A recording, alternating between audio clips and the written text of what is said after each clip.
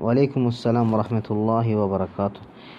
Deməli, qardaş soruşur ki, yəni Allah Rasulü sallallahu aleyhi və səlləmin Osmana verdiyi 2 qızından nəvəsi varmı?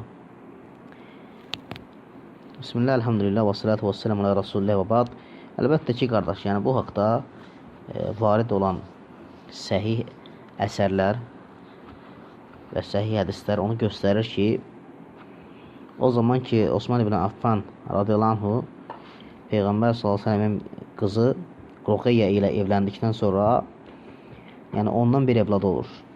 Abdullah adlı bir oğlu olur və kiçik yaşlarında 5-6 yaşında Abdullah dünyasını dəyişir. Hətta varid tarixdə qeyd olunur ki,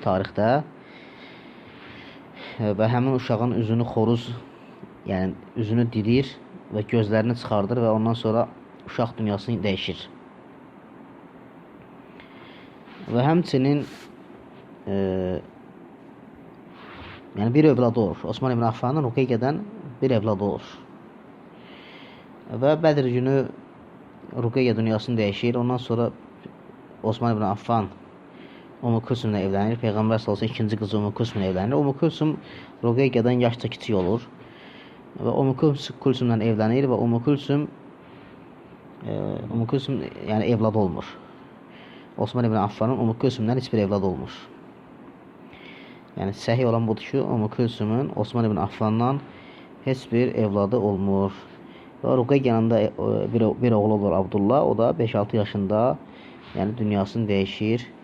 Yəni xoruzun onun üzünü didmək, gözlərini çıxartmaq səbəbi ilə. Allah bir daha doğrusun.